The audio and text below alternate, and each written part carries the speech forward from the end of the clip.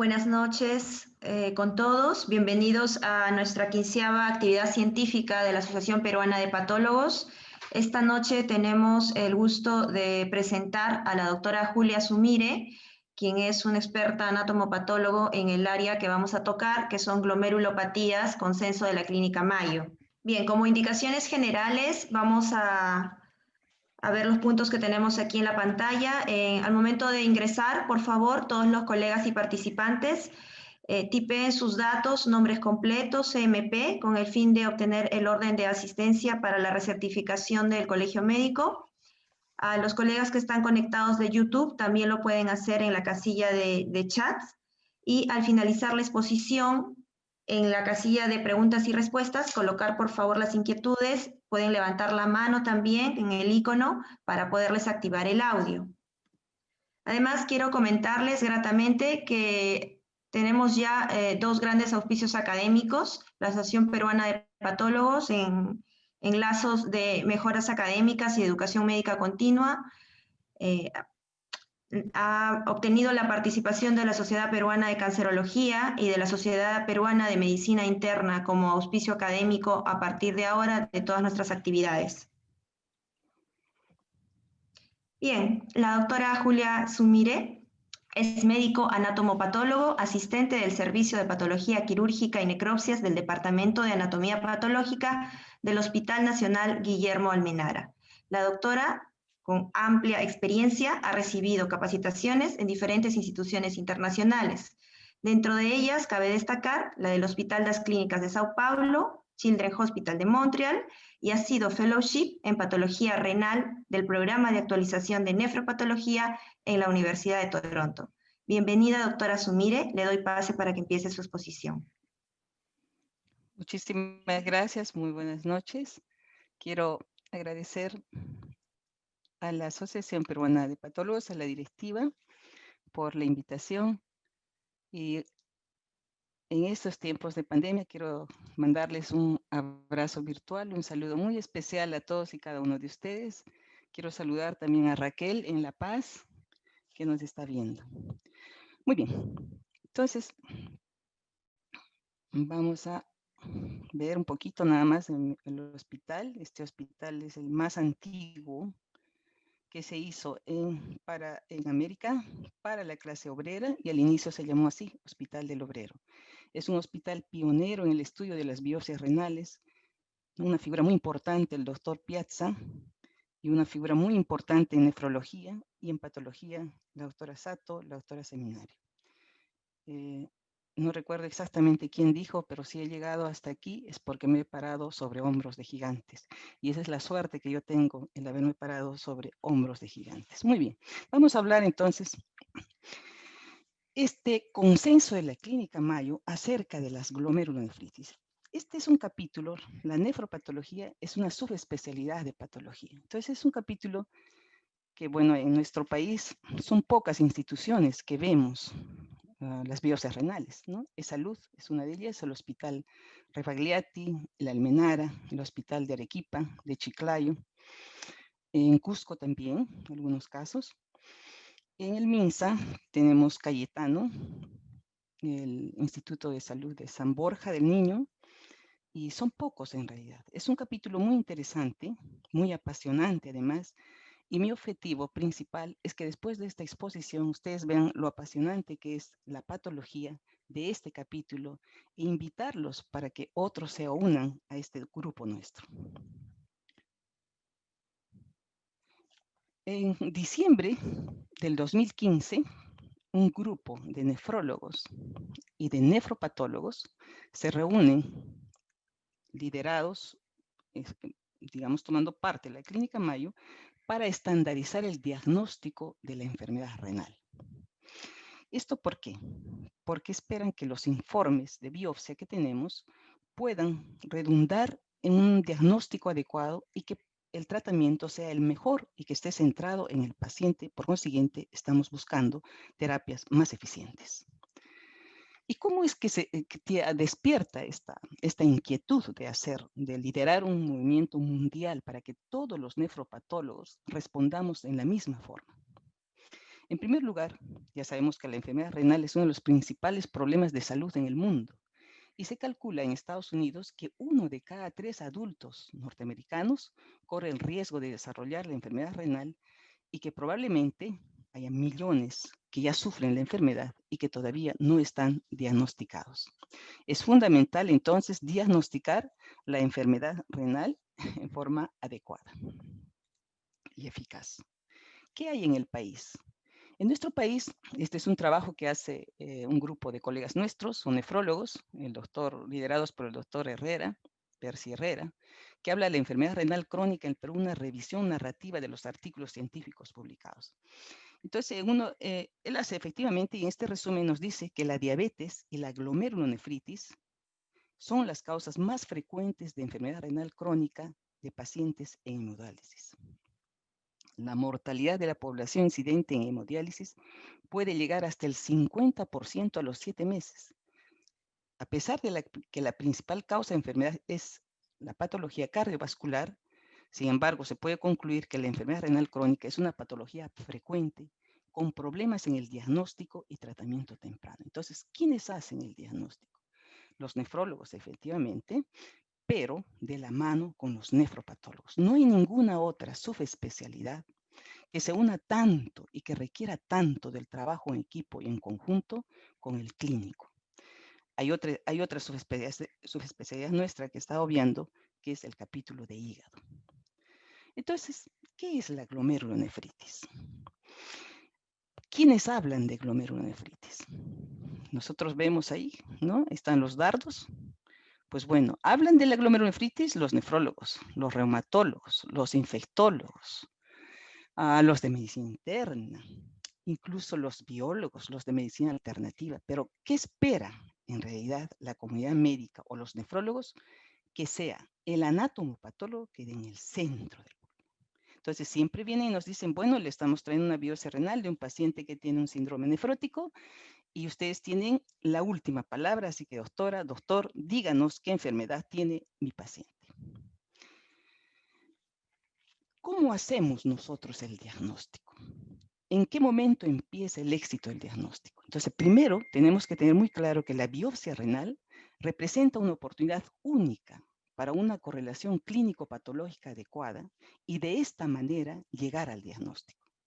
El éxito, es decir, llegar al diagnóstico, depende de 4 cosas, de 4 puntos importantes. Uno de ellos es que la biopsia sea representativa, es decir, que por lo menos haya 10 glomérulos.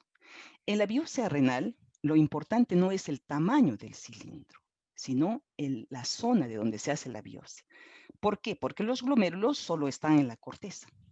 Es decir, que si, por ejemplo, viene el colega nefrólogo, ahora que hacen la biopsia con guía ecográfica y nos dice, bueno, un cilindro muy grande, 2 centímetros, no puede ser que usted ponga que es un tejido inadecuado. Sí, pero probablemente han hecho de la corteza profunda y la médula y solo tengamos 1 o 2 glomérulos, en unos casos ninguno. Entonces, es importante recordar cómo se forma el riñón. La embriología es sumamente importante en este órgano. Y debemos decirle y recalcar al colega que la biopsia tiene que ser de la corteza. Muy bien, una vez que se tiene la biopsia representativa, pues lo importante es que ésta llegue cuanto antes al laboratorio de anatomía patológica.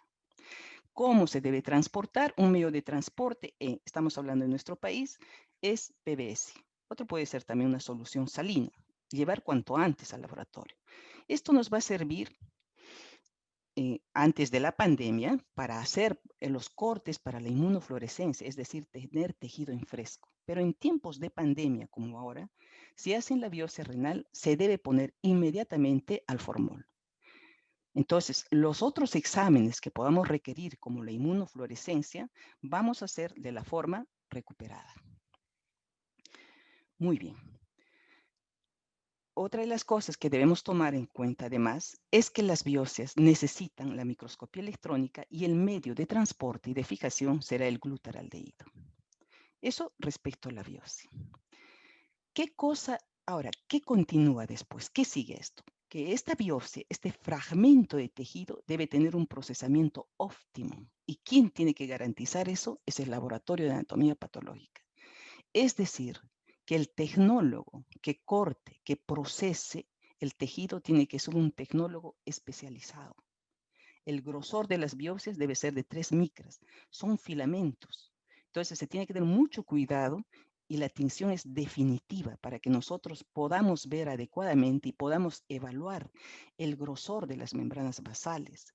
Si la biopsia está cortada, que no tiene, digamos, que no sea tan delgada, sino más gruesa, nos impresionará falsamente que hay mayor número de células. Entonces, es sumamente importante la histoquímica, es decir, que haga la tinción con PAS, con masón, la tinción argéntica y muchas otras que podamos necesitar, o la inmunohistoquímica.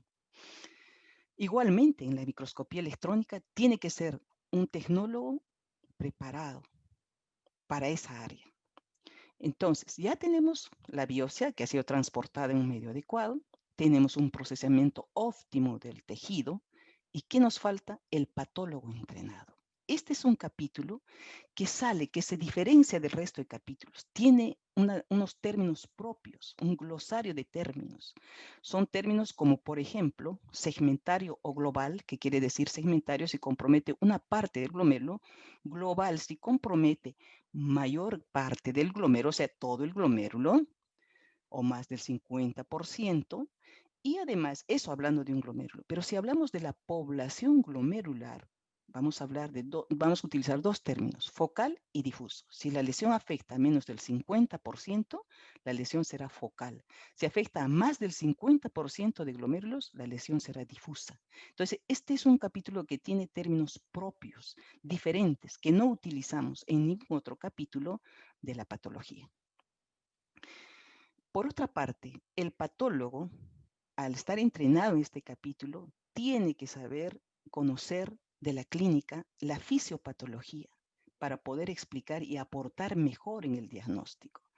Nosotros los patólogos desarrollamos una capacidad muy importante, que es la memoria visual. Pero además de la memoria visual, el nefropatólogo tiene que entrenarse en la capacidad de abstraer y de generalizar para poder aportar al diagnóstico. Entonces, el diagnóstico de la biopsia renal está basada en 3 pilares que los hemos puesto acá, justo los que están al centro.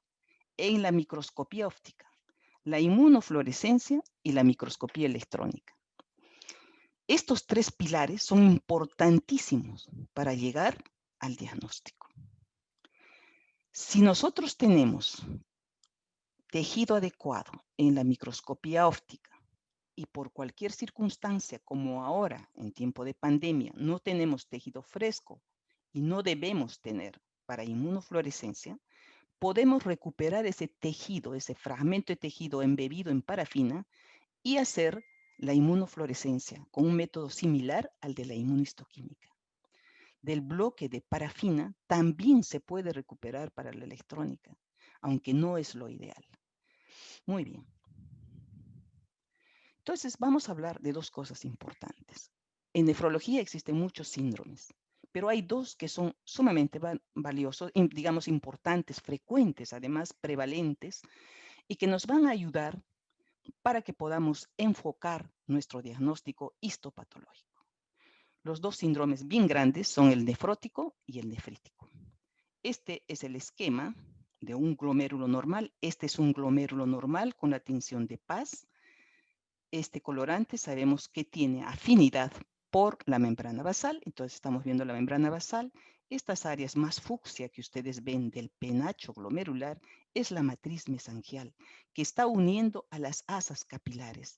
Estas son las luces de los capilares glomerulares, el espacio de Bowman, los túbulos y algo de intersticio. Entonces, este glomérulo que es real, se ha esquematizado aquí. Y vamos a ver el polo vascular, la arteriola aferente, eferente, el polo urinario tubular. Estos son los capilares unidos por la matriz mesangial. Entonces, si el paciente tiene un síndrome nefrótico, es decir, pérdida de proteína, más de 3,5 gramos en 24 horas, un paciente adulto, el problema va a ser de la barrera de filtración. Por acá circula la sangre. Entonces, cada una de la barrera de filtración, o sea, circula por aquí la sangre y se va a producir, se va a almacenar acá, se va a depositar el ultrafiltrado en el espacio de Bowman, que después vendrá a ser la orina. Y hay sustancias que no van a poder atravesar la barrera de filtración por el tamaño que tienen. Este endotelio del capilar glomerular tiene una característica muy importante que es fenestrado. Entonces, esta es la primera barrera, la segunda barrera es esta, y esta es la tercera barrera, que son los procesos pedicelares, los pies de los podocitos. Cada uno de ellos tiene un diámetro adecuado que impide el pasaje de algunas sustancias, sobre todo la albúmina. Entonces, si yo tengo un paciente con síndrome nefrótico, la patología está en la barrera de filtración. Por consiguiente, en la biopsia esperaré encontrar un glomérulo como este, que en la óptica no va a tener mayor alteración, pero que en la microscopía electrónica, este espacio que hay, el diafragma de hendidura, estará ya alterado porque habrá un borramiento difuso de los procesos pedicelares del podocito. Entonces, en un síndrome nefrótico, ¿qué espero encontrar? Una podocitopatía. ¿Qué enfermedades? Cambios mínimos, glomerulosclerosis focal y segmentaria y la membranosa. Ahora, si es un paciente que tiene un síndrome nefrítico, es decir, hematuria e hipertensión principalmente, ya no es el problema en la barrera de filtración, sino son una serie de antígenos que vienen con la circulación o que se forman in situ y que van a producir que se conformen complejos antígeno-anticuerpo. Esto dañará el endotelio y habrá la salida de hematíes y de sangre del lumen del capilar. Entonces, esta reacción, este complejo antígeno-anticuerpo despertará procesos inflamatorios. Por consiguiente, vamos a tener el influjo de células inflamatorias y esto es lo que vamos a ver. Si tenemos en este recuadro el glomérulo normal, miren, es una cosa muy simple. Hay demasiadas células, muchas células. Entonces, cuando abordamos la biopsia renal, lo primero que tenemos que hacer es una vista panorámica, como si volásemos o fuéramos en un helicóptero. ¿Qué es lo que tenemos bajo nuestros ojos? ¿Qué es lo que tenemos bajo el microscopio? Son glomérulos normales. Afecta a más del 50%, a menos del 50%. Hay más células de las que debe haber. Entonces, ese es un punto muy importante. Esta noche vamos a hablar de este grupo de enfermedades. Entonces, las glomerulonefritis, ¿por qué se producen? Porque puede haber depósito de inmunoglobulinas, depósito de complemento o depósito de fibrina. ¿Dónde va a depositarse? En la pared del capilar. Ahí se deposita. Y esto va a producir lo que hemos dicho, inflamación. Como hay inflamación, entonces va a haber un ciclo de lesión o agresión, remodelamiento y cicatrización. Es un proceso. Muy bien. Entonces, fíjense los que dicen los nefrólogos, ¿no? Es todo un movimiento también que da guías en nefrología, de terapia, etcétera, de la enfermedad renal, que es la CARIGO. Nos dicen, miren, la inflamación pues va a determinar patrones de injuria. ¿Qué es un patrón de injuria? Es un modelo de respuesta, un cambio que hay en la forma normal del glomérulo. Alguna parte de esas está diferente a lo normal y eso es un patrón. Entonces nos dicen, por ejemplo, si tengo más células mesangiales, se llamará proliferativa mesangial, una glomerulonefritis proliferativa mesangial. Si tengo bastantes polimorfonucleares, ¿no? Se llamará una glomerulonefritis proliferativa difusa exudativa, por ejemplo. Si tengo glomérulos que tienen crecientes, o sea, células en el espacio de Bowman, y necrosis se llamará así, glomerulonefritis crescéntica y necrotizante. Puede haber casos en los que tenga bastantes células y además un engrosamiento segmentario de las membranas de los capilares, y este modelo se llamará glomerulonefritis membranoproliferativa. Y bueno, finalmente, si hay cicatriz, será una glomerulonefritis esclerosante. Entonces, ¿qué nos dicen ellos? Nos dicen que los patólogos tenemos un punto de vista basado en el patrón morfológico. Nos está diciendo que los patólogos somos patrón céntricos. O sea, solo decimos lo que vemos, lo cual no es cierto. No decimos lo que vemos. Tenemos que hacer todo un proceso mental en los que una parte muy importante es la abstracción, la generalización. Esta es una muy buena foto de los glomérulos normales. Entonces, ya hemos dicho qué tenemos que evaluar en una biopsia renal. Hay compartimentos. Los glomérulos primero. El intersticio, que es el espacio entre túbulo y los vasos sanguíneos. Entonces, un glomérulo muy bonitos, miren, el polo vascular, las luces de los capilares, ahí están. Llega la sangre, se filtra por cada uno de los capilares. Y el ultrafiltrado al espacio de Bowman. Aquí está la cápsula de Bowman, el núcleo de las células parietales. ¿Qué células entonces tenemos? ¿Qué población celular tenemos? Tenemos las células mesangiales, estas que están en la matriz mesangial. Tenemos las células endoteliales hacia la luz del capilar. Tenemos también los podocitos. Estos son los núcleos de los podocitos. Miren acá, ahí están.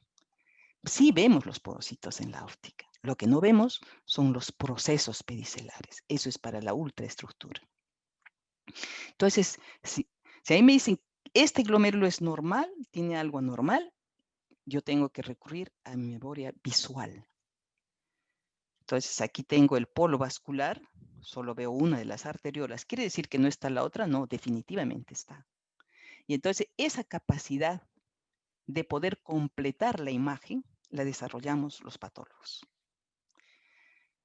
No hay especialidad, creo, en mi punto de vista, más linda que la nuestra, porque nos permite ver, pensar y analizar. Muy bien. Entonces, aquí vemos mayor número de células en la luz de este capilar. Mayor número de células nada más. Y este que está muy pegado al polo urinario. Muy bien. Entonces, tiene algo. ¿Qué cosa además es lo diferente? No se ve el espacio de Bowman. ¿Qué cosa ha aumentado? La matriz mesangial. ¿Y por qué ha aumentado? Pues debe haber alguna razón. Y eso es lo que hacemos los nefropatólogos y los patólogos en general en todos los capítulos. Este es un glomérulo que definitivamente, si me dicen es normal, vamos a decir que no, tiene demasiadas células, es muy grande, ya no se ve el espacio de Bowman, y esas células, esta población celular que vemos así tan densa, ¿no? Son diferentes tipos de células, ¿no? No sé qué si son 2 linfocitos, tengo polimorfonucleares, algunas células, miren, endoteliales parecen con edema, se está cerrando el lumen, pero definitivamente tengo más células de las que hay.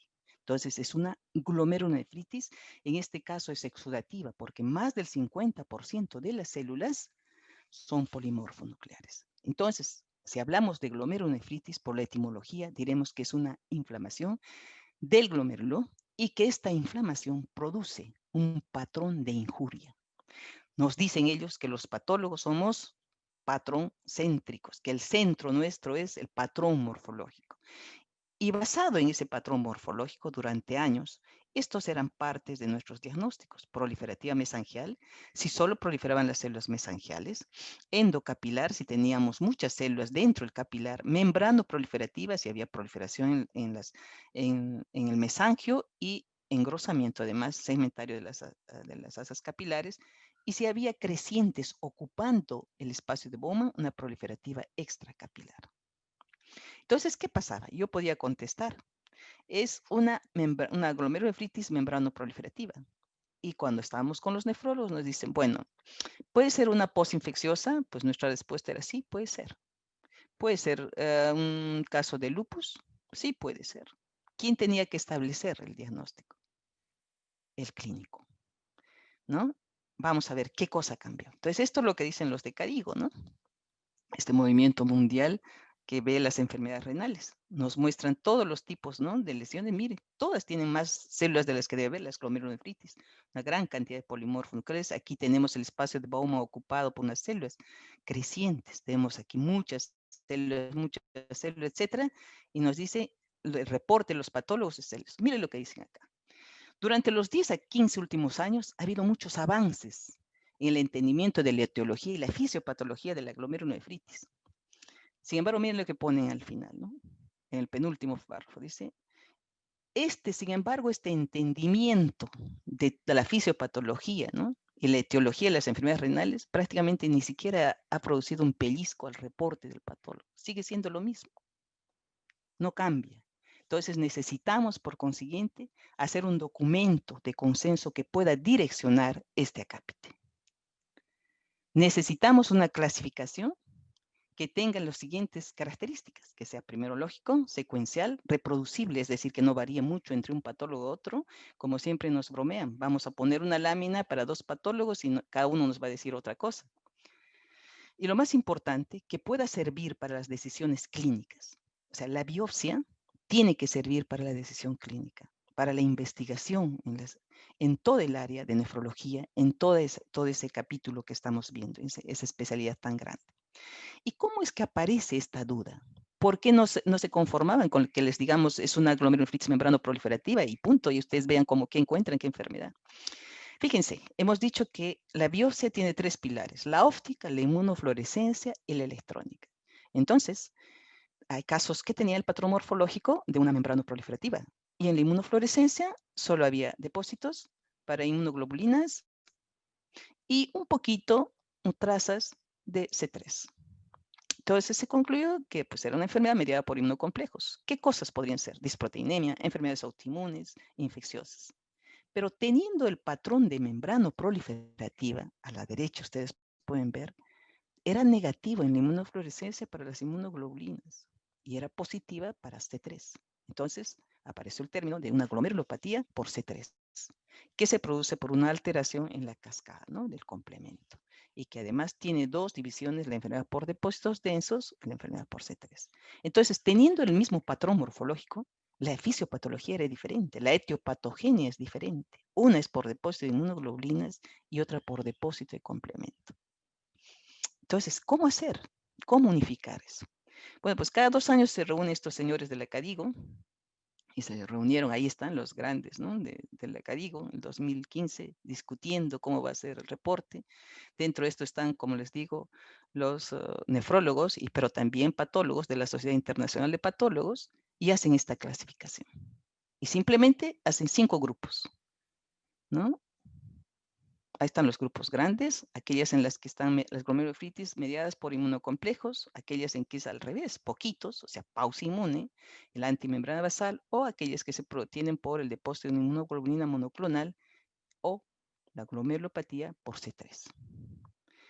Además, hacen esta guía para la óptica, para la inmunofluorescencia y para la electrónica.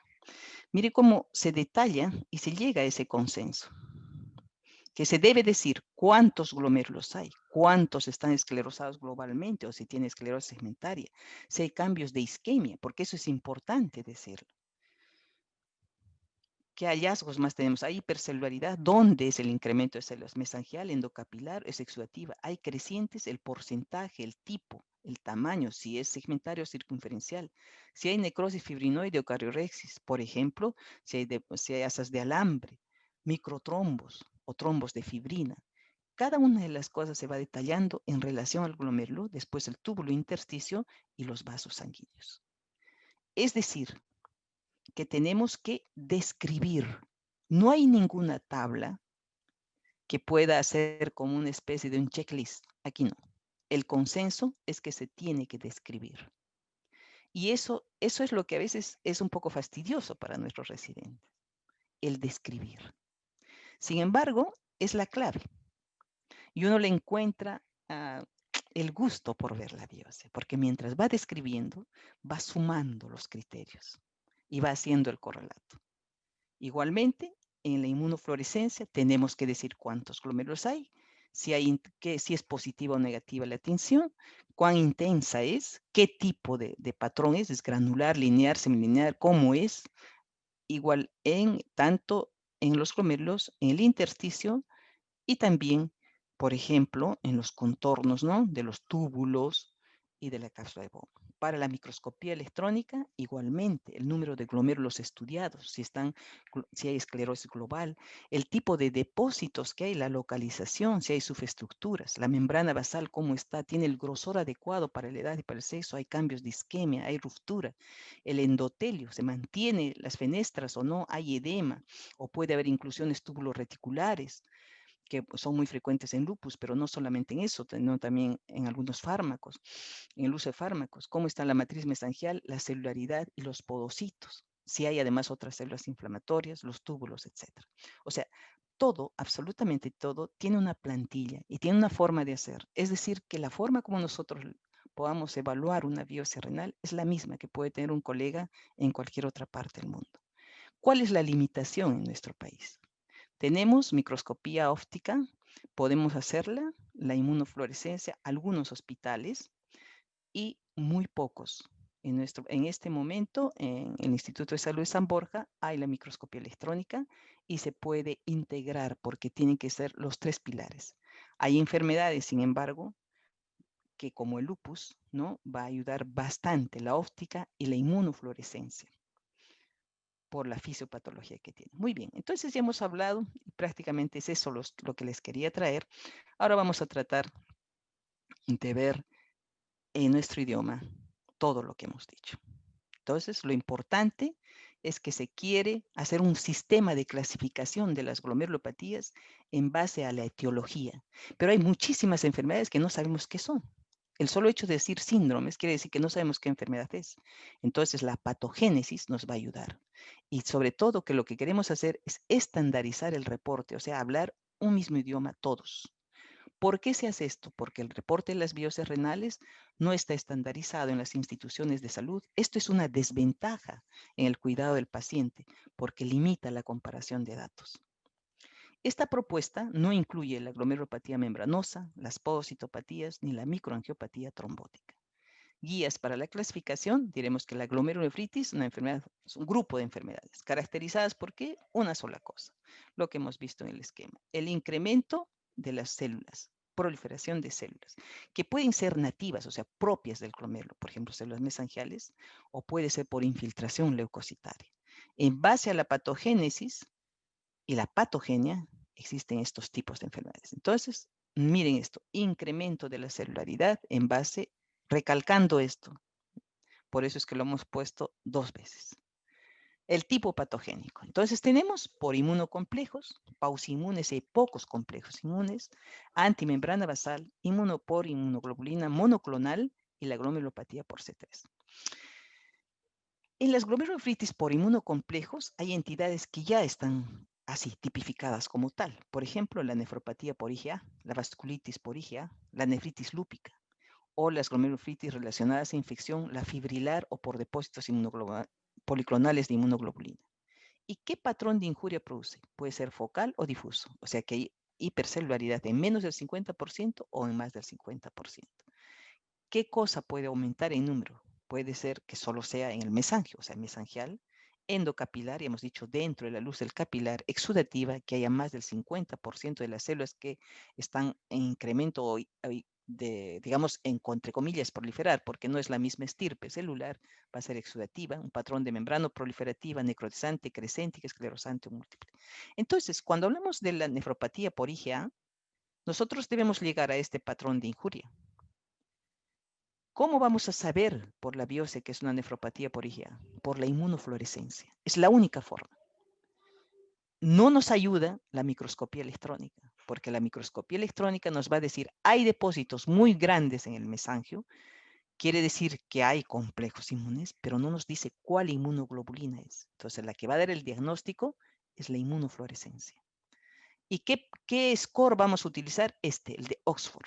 Entonces, si tenemos IgA, el diagnóstico de nefropatía por IgA, tenemos que utilizar Oxford, que nos habla de las alteraciones que hay en el mesangio, si hay o no esclerosis, ¿no? Y además si hay o no crecientes. Acá falta una C. Es decir, que es el nefrólogo que tiene que llegar hasta la clasificación de Oxford. Perdón, el nefropatólogo.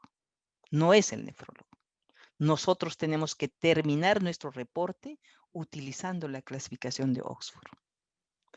Si es lupus, vamos a utilizar igualmente, ¿no?, el reporte o la clasificación que da la Sociedad Internacional de Nefrología con la Sociedad de Patólogos Renales. O sea, todo tenemos que llegar hasta acá. En las pausimunes son aquellas que están relacionadas, asociadas a ANCA. Tenemos que decir cuál ANCA, MPO o proteinasa 3. ¿Quién nos va a dar este dato? El clínico. Puede haber casos que sea una glomerulonefritis pausimune y que sea ANCA negativo. Pero ¿qué cosa vamos a ver en el patrón de injuria en la biopsia? Que va a ser una glomerulonefritis necrotizante, con crecientes. O puede ser un tipo esclerosante o múltiple. ¿Qué cosa vamos a utilizar? ¿Qué esquema?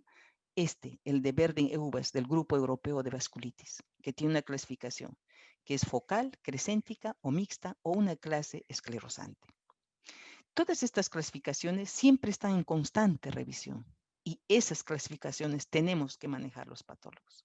El antimembrana basal, fíjense ustedes, si vemos el patrón de injuria, miren que las glomerulonefritis por inmunocomplejos tiene el mismo patrón de injuria que la que es, por ejemplo, por el depósito de una inmunoglobulina monoclonal. Exactamente el mismo. Exactamente el mismo cuando es por depósito de C3. Y la pausimune y antimembrana basal, el mismo patrón morfológico. Es decir, que es sumamente importante poder tipificar, o sea, los datos clínicos, tipificar la lesión por la inmunoglobulina por la inmunofluorescencia. En este caso también nos ayuda la inmunofluorescencia. Fíjense que incluso si en el laboratorio es un ANCA negativo, pero en la inmunofluorescencia no encontramos depósito de inmunoglobulinas o encontramos casi nada, va a ser una pausimune. Pero en la óptica, esta se va a parecer a esta. Es lo mismo, vamos a tener los mismos hallazgos. Entonces, los tres pilares son sumamente importantes. Ver cómo ha sido, además, averiguar la clínica del paciente. No hay ninguna otra área en la que sea imprescindible tener los datos del paciente. Y esto es lo que vemos. Una vez que llega la biopsia nos llega así. Entonces, nosotros, un simple microscopio de luz, podemos evaluar si la biopsia es adecuada o no. Estos son glomérulos y esta es la parte de la médula, los túbulos ahí radiados. Este tejido que vemos con estas características, después de un proceso se convierte en este fragmento. Y aquí tenemos lo que nos apasiona a los patólogos, el tejido con las diferentes tinciones. ¿Qué vamos a hacer? Primero decir si la biopsia es adecuada o no. Contar el número de glomérulos. ¿Cuántos glomérulos hay? ¿Llega a 10? Entonces una biopsia adecuada. Después, ¿cómo vamos a evaluar glomérulos? El espacio que hay entre túbulo y túbulo, es una biopsia muy normal. Los túbulos después y los vasos sanguíneos, en ese orden. Entonces,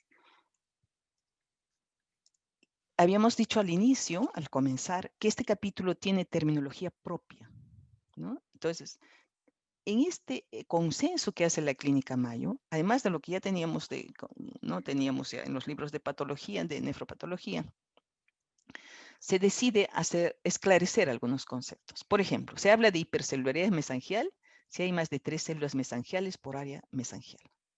Fíjense que para decir si la biopsia es buena hay que contar los glomérulos. O sea, en nefropatología es sumamente importante contar, justamente para evitar la subjetividad. Todo se cuenta. Entonces yo tengo que contar cuántas células mesangiales hay. En las crecientes celulares, por ejemplo, tengo que tener en el espacio de Bauman por lo menos 2 o más hileras de células. Otra vez contar.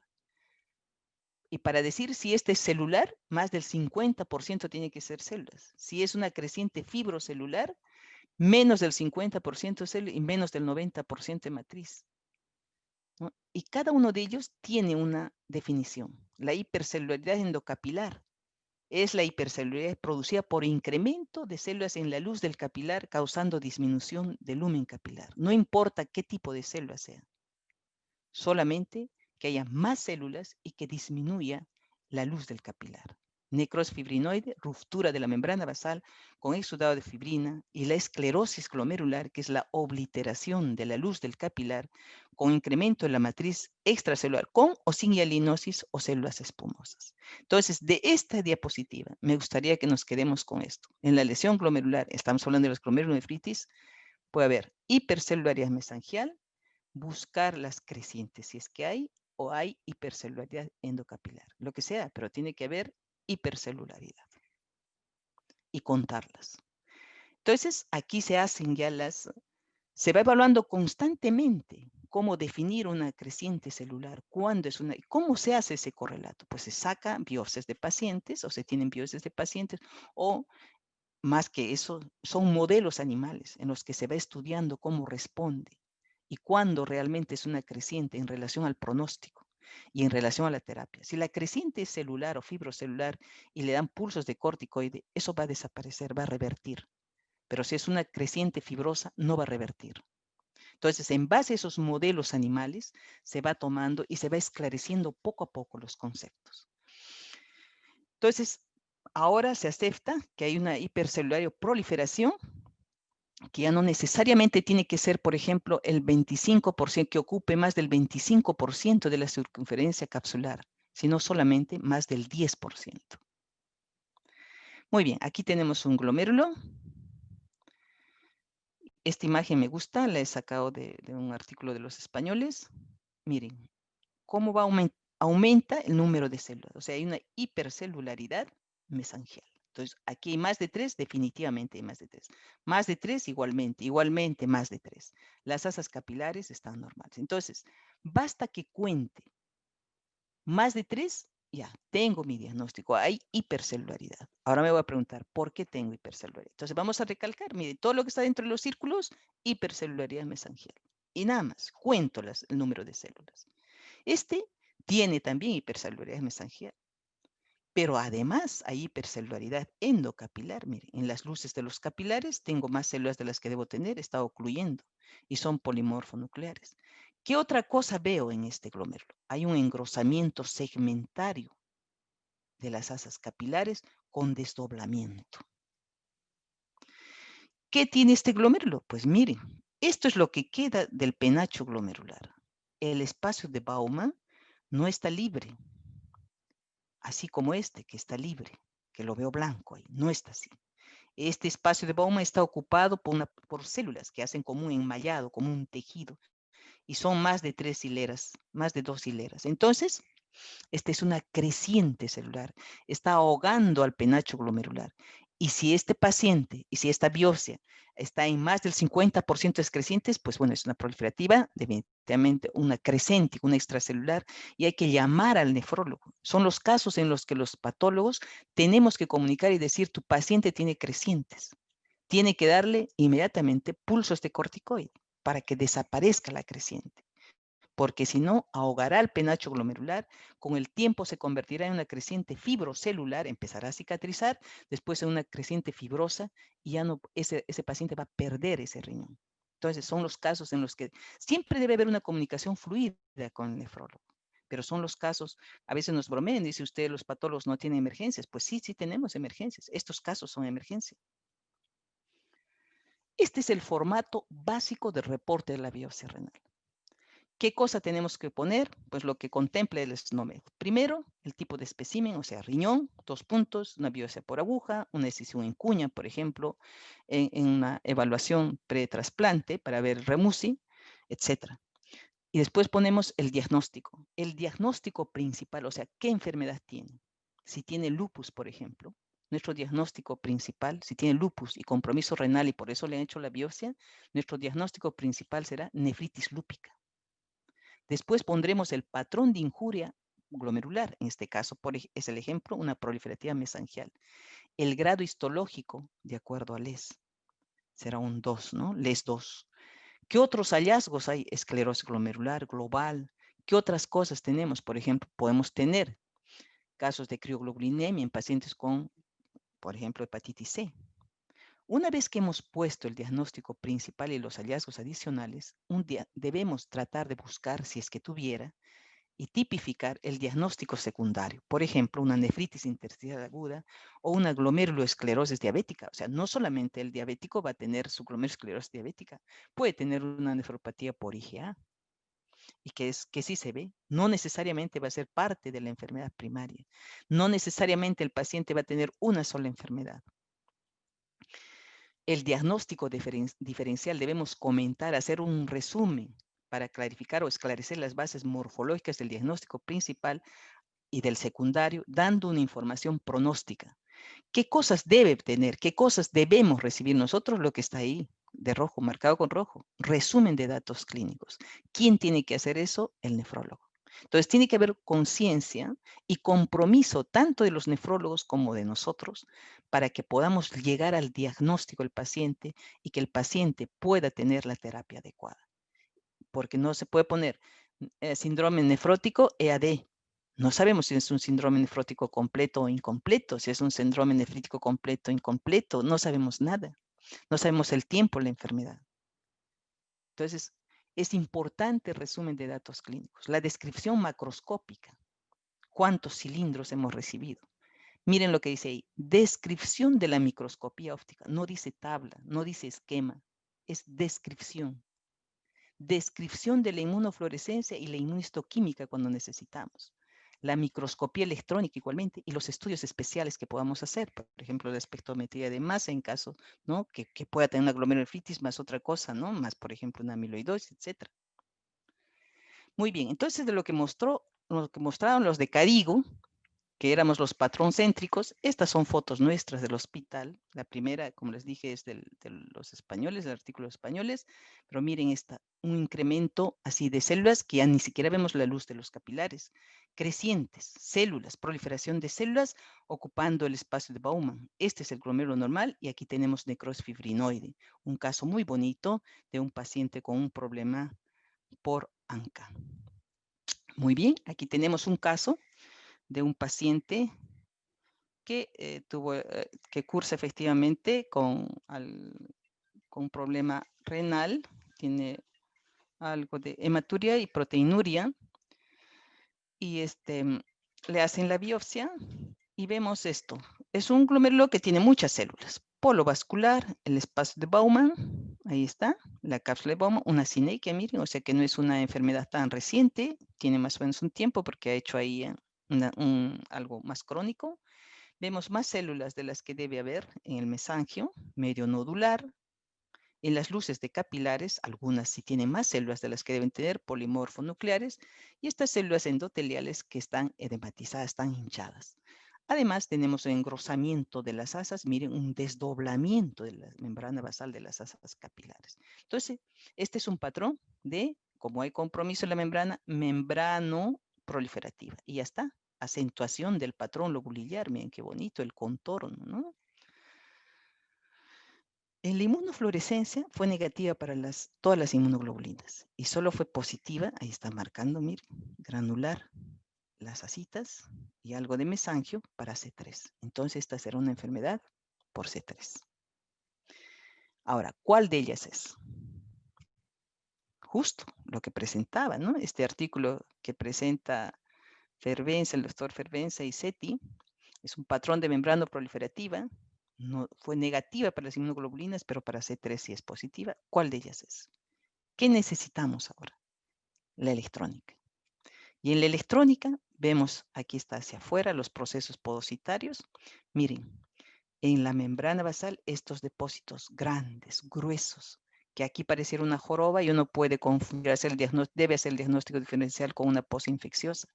Esta es una enfermedad por depósitos densos. Entonces, fíjense cómo tenemos que tener los tres pilares, pero sobre todo, poder relacionar la inmunofluorescencia y la óptica. En este caso, por la óptica puede ser cualquier cosa, pero la inmunofluorescencia ya nos está guiando. Y vamos a tener el diagnóstico definitivo en la microscopía electrónica. Entonces, esta es una enfermedad por depósitos densos. Ahí están los tres pilares para llegar al diagnóstico. Lo que decíamos al inicio, necesitamos de las tres patas de la mesa. La óptica, la inmunofluorescencia y la electrónica. En muchos casos, vamos a regresar de la inmunofluorescencia, vamos a regresar a la electrónica. O al revés, podemos jugar con estas tres cosas. No salió positivo, regresamos, volvemos a hacer la tinción. Esta tinción, por ejemplo, la de C3 en inmunofluorescencia, es una tinción difícil de hacerla. O sea, tiene que ser un laboratorio que tenga mucha experiencia para hacerla. Muy bien. Entonces, ya hemos visto que se ha desarrollado una clasificación de glomerulonefritis basada principalmente en la etiología y la fisiopatología, más que en el patrón morfológico. Y eso es lo que se trata de hacer con este movimiento mundial al cual nosotros nos hemos incorporado desde que se tuvo el 2015. Empezamos a utilizar a partir del 2016. Entonces, lo que se trata de hacer, se incorpora que en el reporte de la patología hay una secuencia lógica de los hallazgos, de la enfermedad, etcétera, y que además el diagnóstico y los hallazgos, la descripción que hemos visto sea reproducible, que se pueda leer lo mismo en cualquier parte del mundo. Y lo más importante, que estos hallazgos y este diagnóstico pueda direccionar las decisiones clínicas. En conclusión, el principal propósito de esta propuesta es clasificar a las glomerulonefritis en base a la fisiopatología y la etiología. En base a este principio, existen 5 clases de glomerulonefritis, para no olvidarnos, por complejos inmunes, las pausinmunes, la antimembrana basal, por depósito de inmunoglobulina monoclonal, la glomerulopatía por C3. Y existen entidades específicas dentro de cada grupo. El consenso provee un modelo de reporte de la biopsia renal y ese es el modelo cómo respondemos. ¿Hay todavía muchas cosas que hacer? Pues sí, definitivamente. Hay todavía puntos que hay que seguir estudiando. Hay limitaciones como, por ejemplo, el tamaño de la biopsia o la calidad de la biopsia, perdón, no el tamaño, la calidad de la biopsia, si tiene o no el número de glomérulos adecuados. Son múltiples diagnósticos que podemos hacer. ¿Cuál es el diagnóstico? Y lo otro que también tenemos nuevas entidades. Las personas en el mundo en general ha incrementado la expectativa de vida y las neoplasias malignas pues son las más frecuentes. Y justamente los fármacos producen lesión a nivel de los glomérulos. Entonces son nuevas entidades que estamos empezando a conocerlas. Todavía estamos lejos de llegar realmente al conocimiento, pero que va en progreso el trabajo y habrá modificaciones futuras. Entonces este es un ejemplo de lo que ellos ponen, ¿no? De un paciente con diagnóstico de lupus y compromiso renal. ¿Cuál será el diagnóstico principal? Definitivamente una nefritis lúpica.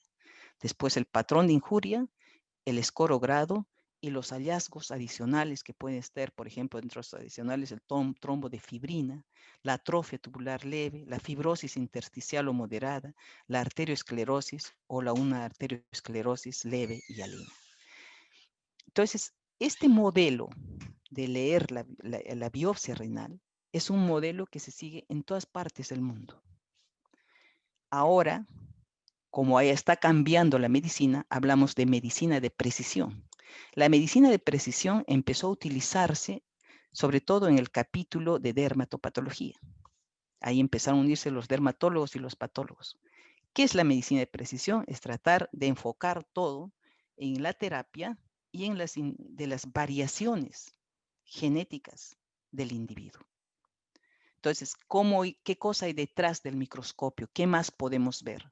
Entonces, se ha visto pues que hay muchísimas formas de estandarizar, de ver, ¿no? Y sobre todo, que en la clasificación histológica se necesita ver los cambios semicuantitativos, sobre todo, o sea, medir. Y esto se ha visto en los casos de trasplante. Esta inquietud de la medicina de precisión ha surgido en los casos de trasplante, en pacientes VIH, ¿no? Sobre todo esto, ¿no? Que son pacientes con VIH positivo y que además recibieron riñón de donantes que fallecieron con VIH. Entonces, se están implementando unas redes de estudio, ¿no? A nivel, en Estados Unidos, por ejemplo, son redes que están hablando del síndrome nefrótico y otros estos que les hice mención, otra red también del estudio multicéntrico de estos pacientes trasplantados y que son además que digamos se han organizado a través de los institutos de salud y que están estimulando que se establezcan repositorios con láminas digitalizadas de las biopsias renales. Entonces vamos a ver hasta dónde llega. está tratando de ver cómo se evalúa la fibrosis intersticial, la atrofia tubular, etcétera. Y en esa parte parece que hay una buena concordancia con la evaluación que se hace, ¿no? Por medio digital. Pero aún hasta el momento hay una pobre concordancia con los descriptores glomerulares, ¿no? En el número de glomérulos, pues sí, a veces en los cortes que hacen en forma digital pueden encontrarme el número de glomérulos. Sin embargo, todavía hay muchísimas cosas más para ir encontrando, ¿no? Para ir buscando. Entonces son estudios basados, ahí está en el genoma, ¿no? En los biomarcadores, bueno, haciendo toda esta parte molecular y genética que hay e individualizando la terapia. Por otra parte, quería mostrarles este artículo que habla, que se publicó el 2019, que habla de Nefrólogos Sin Fronteras, y que en general dice que la práctica de la patología renal a nivel mundial, pues tiene muchos problemas, ¿no? Muchas falencias, porque identificar las necesidades y afrontar el reto sería una de las posibilidades. Muy pocos patólogos, nefropatólogos en el mundo. Y miren lo que dice, la interpretación adecuada de las biopsias renales requiere la integración de la microscopía de luz, la microscopía de inmunofluorescencia o los estudios de inmunistoquímica y los hallazgos de microscopía electrónica, con los que se debe aunar a datos clínicos y de laboratorio para que pueda conducirnos un diagnóstico adecuado y ver también proporcionar datos sobre el pronóstico. Existe una necesidad reconocida de mejorar la capacitación en nefropatología en todo el mundo, pero especialmente en países de ingresos bajos y mediano bajos. Muy bien, quería compartir esta experiencia que tenemos en el Hospital Almenara en aplicar esta guía de consenso de la Clínica Mayo. En realidad facilita bastante, nos da un enfoque fisiopatológico, podemos interactuar mejor con los nefrólogos. Ha sido una guía de consenso, el protocolo, ¿no? A pesar que nosotros siempre hemos hecho, la Escuela Almenara es esa, la de describir la óptica, la inmunofluorescencia, etcétera. Y hacemos correlatos clínicos todos los jueves con el servicio de nefrología y con los de trasplante los días martes, con trasplante renal. Entonces, sin embargo, ha servido para que podamos esclarecer, ¿no? Y que de repente a la larga, como se está viendo ya la medicina de precisión, haya una nueva clasificación de las glomerulonefritis y sobre todo que dejen de pensar que nosotros los patólogos somos patrón céntricos. Esta es una vista de mi ciudad, el Coricancha, en la parte inferior, ustedes ven lo que era el Templo del Sol, en el Torreón, y después tenemos lo que es la iglesia, el convento de Santo Domingo, ¿no? Aquí están los andenes. Pues yo creo que algo así de bello es la patología, ¿no? Los cimientos, cómo va aumentando, hasta que al final, pues siempre vamos a mirar a las bases, a la morfología, a la lámina compás, que es la que nos va a dar la teñida con la periódica de Schiff, que es la que nos va a ayudar en el diagnóstico. Bueno, quiero agradecerles. No sé si ustedes tienen preguntas. Me gustaría compartir con ustedes la experiencia. Doctora Sumire, muchísimas gracias por la excelente ponencia que acaba de realizar.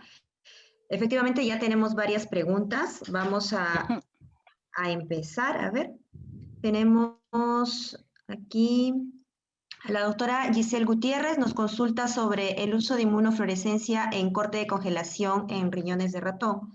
¿Se sigue usando? ¿Ya no se usa? No sé si lo hace para fines de investigación, ¿no? Pues si está investigando algo, sería interesante, lo puede hacer. No es un buen momento ahora, ¿no? En ratón, pues yo creo que sí puede hacerlo, pero digamos si estamos... debe ser un trabajo de investigación, eso es lo que quisiera Con un decir. trabajo de Claro. investigación. Tenemos al doctor Alcántara que nos pregunta, algunos autores toman como sinónimos de glomerulosclerosis focal y segmentaria versus glomerulonefritis focal y segmentaria. ¿Cuál es su opinión y cómo establece la diferencia? Bueno, las glomerulonefritis hemos dicho que desde la etimología es una inflamación. Entonces, en cambio, la glomeruloesclerosis, esclerosis es cicatrización o colapso de la luz del capilar del glomérulo, es una cosa diferente, es una podocitopatía. La glomerulonefritis definitivamente va a tener mayor número de células. Son entidades diferentes. Una de ellas va a tener como manifestación clínica importante o traducción clínica un síndrome nefrótico y el otro un síndrome nefrítico o nefrótico, ambos combinados. Ok, muchas gracias. Tenemos a la doctora Raquel Barrón. Saludos para la doctora desde Bolivia. Le agradece por la ponencia y la organización. Bien, la pregunta de la doctora dice, cuando se trata de una biopsia muy pequeña, valorada in situ con 6 glomérulos, debido a la dificultad de esta por diferentes causas, comorbilidad del paciente, entrenamiento del que toma la biopsia, etcétera, ¿recomendaría usted el estudio de hematoxilina eosina o directamente inmunofluorescencia con los datos clínicos conocidos? Bueno, buenas noches Raquel, un saludo nuevamente, al inicio te saludé y bueno, es un gusto saber que estás con nosotros siempre. Bueno, el estudio de la biopsia renal empieza con la microscopía óptica, ¿no? Entonces, si nosotros tenemos una biopsia muy pequeña, es mejor priorizar para la óptica, porque del bloque de parafina podemos reprocesarla y hacer la inmunofluorescencia. Pero si nosotros gastamos todo el tejido en la inmunofluorescencia, es cierto que podemos pasarla a la óptica, la podemos colorear, pero va a haber cambios que nos impiden. Entonces, si la biopsia es pequeña, pues depende. Tendremos que ver en la óptica qué cosa es, ¿no? Si estamos hablando de glomerulonefritis, necesitaremos más glomérulos. Pero si estamos hablando en general de una biopsia por un síndrome nefrótico, por ejemplo, si fuera una membranosa, con un solo glomérulo podemos hacer el diagnóstico, pero siempre tenemos que priorizar la óptica. Ok. Y tenemos una pregunta más.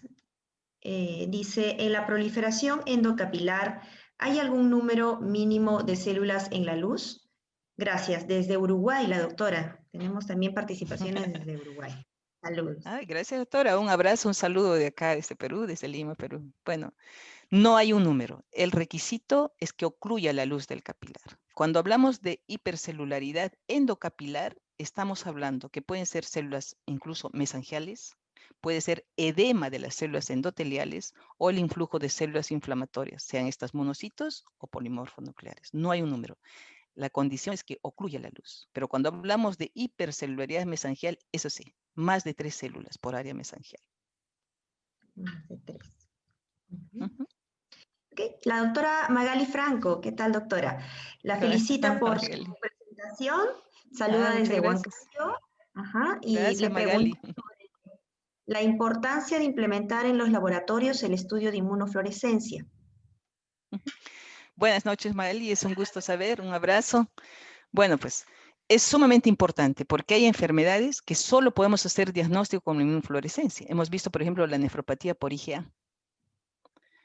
En el lupus también es importante. En las enfermedades pausinmunes es importante.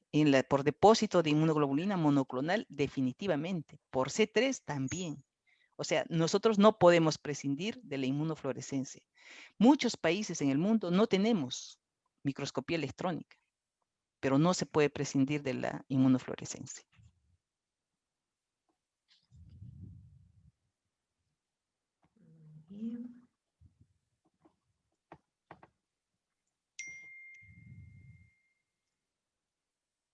Bien, acá otra pregunta de la doctora Giselle Gutiérrez. Dice, el doctor Antúnez hacía inmunofluorescencia con suero de pacientes y corte de riñón de ratón hace más de 20 años. En ese sentido era la Claro. pregunta. A veces es muy difícil obtener la biopsia del paciente. Creo que a Sí, eso pues iba la doctora. claro, es interesante, claro. Me parece que encontró una muy buena solución en ese momento el doctor Antúnez de Mayolo, claro. Me parece ingenioso también. Y sí se hacía en algunos momentos, claro. Muy bien, doctora. Creo que esas son todas las preguntas. No sé si algún espectador, algún colega quiere que se le active el audio para que pueda hacer alguna pregunta directa a la doctora o algún comentario. Tenemos uno aquí. A ver, vamos a... Antonio, por favor, ayúdanos con el doctor Nicolás Cabrera, la doctora Lourdes Huanca también. A ver, vamos con el doctor Nicolás Cabrera, quien levantó la mano primero para que podamos escucharlo. Doctor, buenas noches. ¿Puede activar su audio?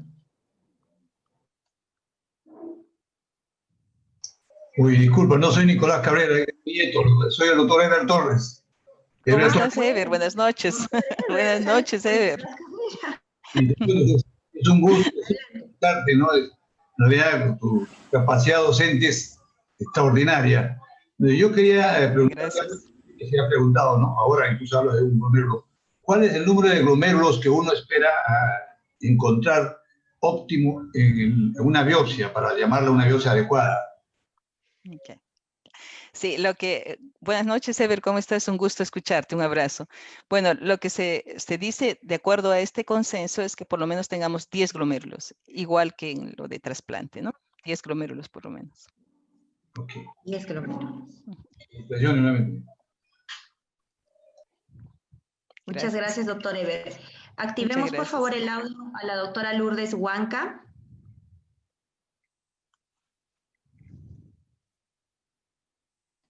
Doctora Lourdes, le escuchamos. Bueno, ¿sí se escucha? Así es. Sí, sí, te escuchamos. Buenas noches, doctora Sumire. Muy bien, gracias por su exposición y también por el refrescamiento que he tenido a estos conocimientos. Bueno, nosotros, por ejemplo, en el Instituto de Patología, en el Instituto de Enfermedades Neoplásicas, vemos bastantes nefrectomías por carcinoma de células renales. Y a su vez tratamos de hacer el estudio del tejido renal no tumoral, ¿no? Y bueno, tratamos o deberíamos tratar de buscar o pueden también encontrarse enfermedades no solamente glomerulares, tubulointersticiales o de tipo vascular que pueden dar un avisoramiento quizás del riñón remanente en el paciente, ¿no? Quisiera que haga usted un comentario sobre esto y si es que de repente tendríamos la necesidad, la que sí me parece a mí, de consultar con un nefropatólogo para evaluar estos tejidos no tumorales y dar también un pronóstico añadido a este paciente. Gracias, doctor, y buenas noches. Buenas noches, ¿cómo estás, Lourdes? Un abrazo. Bueno, sí, es verdad. Nosotros también vemos, como ustedes saben, la Seguridad Social, pues, responde o tiene que resolver los casos neoplásicas, ¿no? De neoplasias, perdón, renales. Y sí, pues vemos en esos casos, también veo la parte tumoral en mi hospital.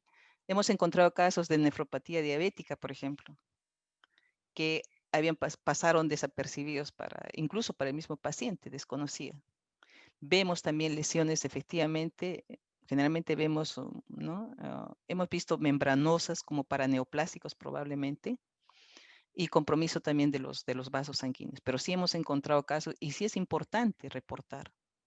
Es importante porque si es por ejemplo, si es una tumorectomía, podemos tener muy poco de parénquima renal normal, pero si queda esa porción pequeña, incluso hay que estudiarla. Y si es una nefrectomía total, pues sí, porque podremos saber cómo está el otro riñón, cómo va a ser, qué va a quedar, con qué cuenta el paciente.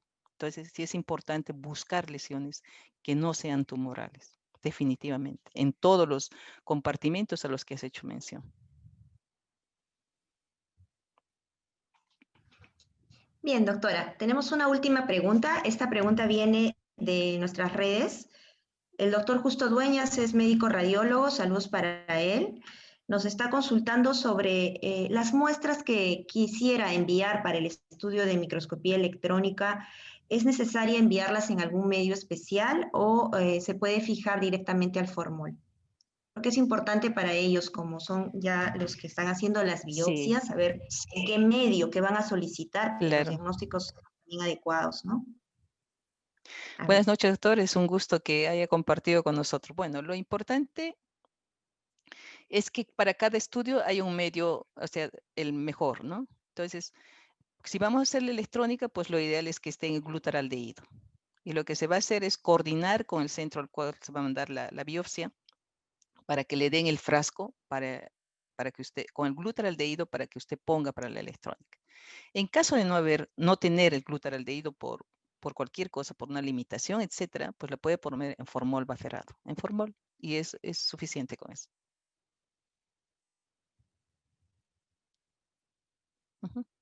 Muy bien. Esas han sido todas las preguntas, doctora, han sido bastantes. Muchas gracias. Gracias a la participación de todos. Voy a darle pase a la doctora Neri Romero, presidenta de la Asociación Peruana de Patólogos, para que cierre la sesión y agradecerle nuevamente a usted por la disposición que ha tenido en colaborar con todos nosotros. Muchas gracias, sí, un gusto, muy bien, y agradecerles a ustedes por la invitación nuevamente. Un abrazo a todos ustedes. Gracias.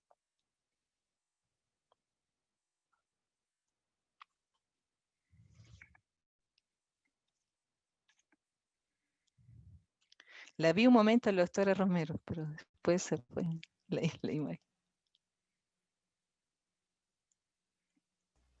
Ahora sí, ahora sí. Ahora sí, ahora sí. Mi audio estaba apagado, disculpe. No, decía que en primer lugar buenas noches a todos y en verdad agradecerte, Julia, porque nos has presentado todo un recorrido de lo básico hasta lo actual en lo que es el diagnóstico de la glomerulonefritis. En verdad, la didáctica, el contenido, el gusto que le pones a la exposición, ¿no? Que nos contagia, ¿no? En verdad ha sido una bonita exposición y te felicito y además te agradezco. Te agradezco porque nuestros colegas están muy satisfechos, seguramente que lo están. Te agradezco a ti por tu trabajo que haces, que es muy reconocido, y también a todos los oyentes de esta reunión. Muchas gracias a todos. Muchas gracias, Julia. Sí, muchísimas gracias. Gracias, Neris. Un gusto. Muchas gracias. Un abrazo a todos. Igual, abrazos a todos. Gracias. Muy Gracias. bien.